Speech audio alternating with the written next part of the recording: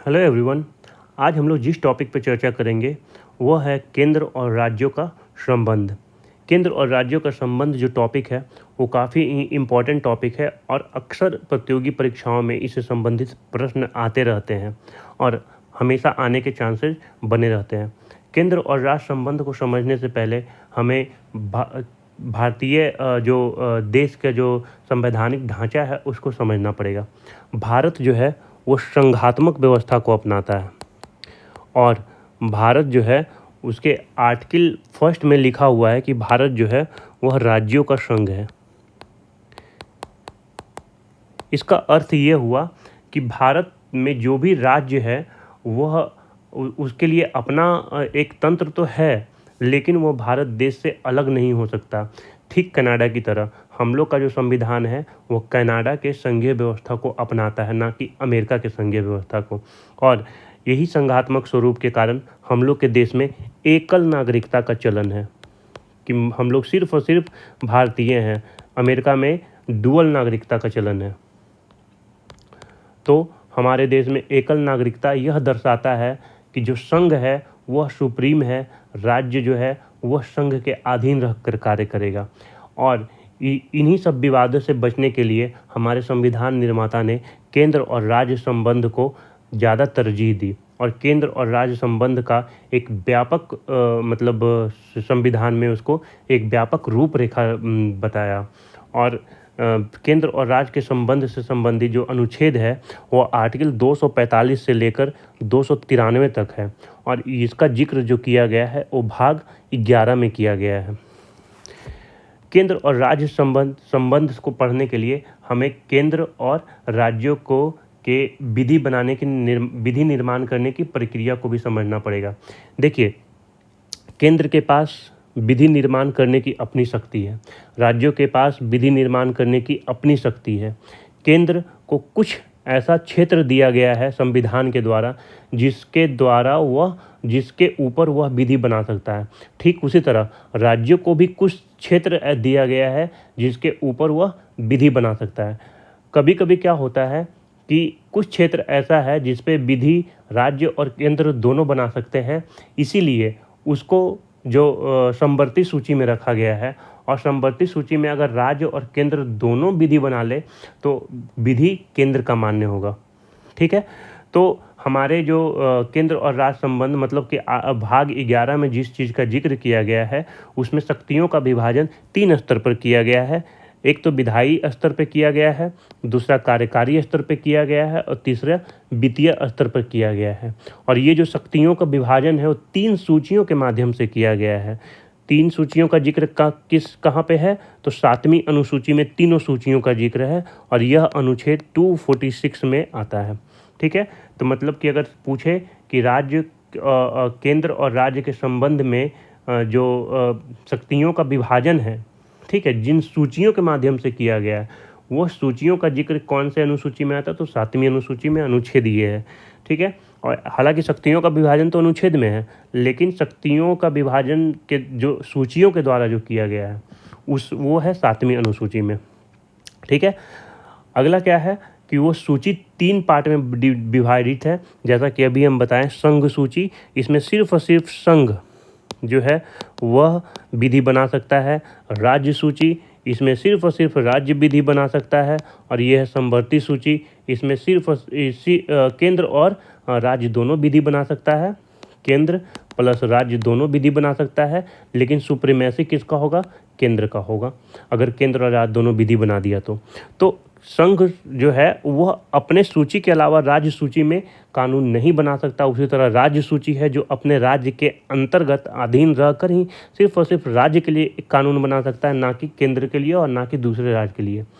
ठीक है, तो ये स्पष्ट हो जाना चाहिए कि संघ का अपना क्षेत्र है और राज्य का अपना क्षेत्र है। ठीक है, अब देखिए, विधायी शक्ति जो है उसका मतलब ये हुआ कि जो विधि बनाने की शक्ति है, मतलब कि राज्य का अपना विधानमंडल है और केंद्र का अपना विधानमंडल है।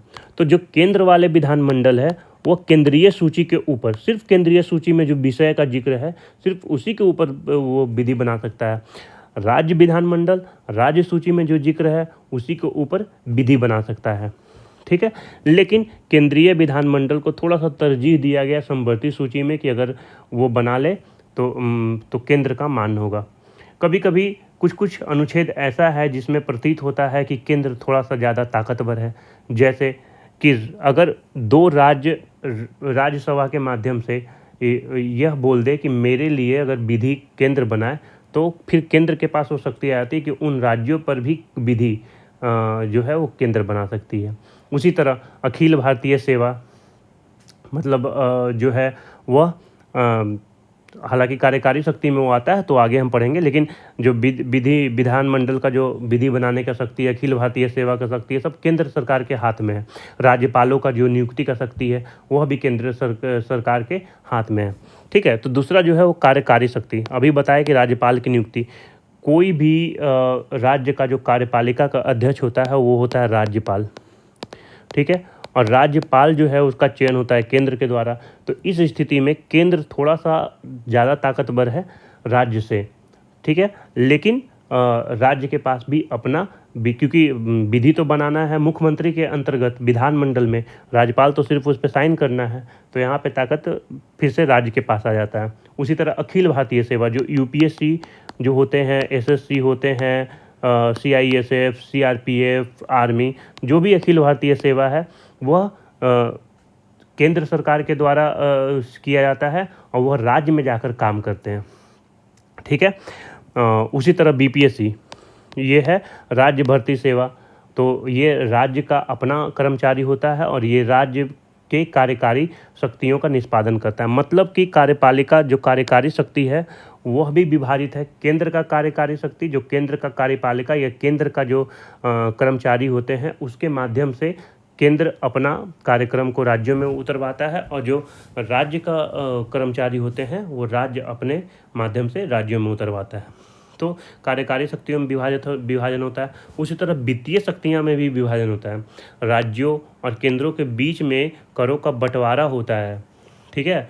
तो मतलब जैसे वित्तीय शक्ति का मतलब ही हुआ कर होना, क्योंकि राज्य अपना भी कुछ टैक्स कलेक्ट करता है और केंद्र अपना भी टैक्स कलेक्ट करता है। कुछ कुछ टैक्स ऐसे हैं जो राज्य को केंद्र को देना होता है और केंद्र को राज्य को देना होता है।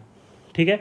तो जो भी टैक्स कलेक्शन होता है राज्य जिसके ऊपर राज्य का अधिकार है वो अपने पास रखता है, और केंद्र जिसके ऊपर केंद्र का अधिकार है केंद्र अपने पास रखता है।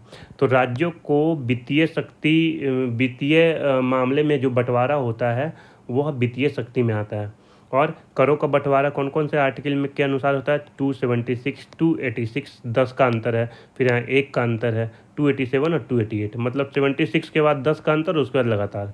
ठीक है। इसके अलावा करों के बंटवारा करने के लिए, टैक्स का बंटवारा करने के लिए राज्यों में, ठीक है, मान लीजिए केंद्र के पास 100 रुपया कलेक्ट हुआ। अब 100 रुपया में सारे को कुछ को तो मतलब कुछ पैसा को तो राज्य को देना है, तो कितना पैसा देना है इस बात को तय करने के लिए वित्त आयोग का गठन किया जाता है। और यह वित्त आयोग आर्टिकल 280, ठीक है, अनुच्छेद 280 में आता है। वित्त आयोग प्रत्येक 5 वर्ष में का होता है। ठीक है। 5 वर्ष में वित्त आयोग डिजॉल्व हो जाता है। अभी वर्तमान में 15वां वित्त आयोग चल रहा है जिसका कार्यकाल 2021 से 2025-26 तक है। अभी अध्यक्ष कौन है? एनके सिंह। जो 16वां वित्त आयोग आएगा अगले साल से, उनके अध्यक्ष होंगे अरविंद पनगरिया, जो पहले नीति आयोग के CEO थे। ठीक है।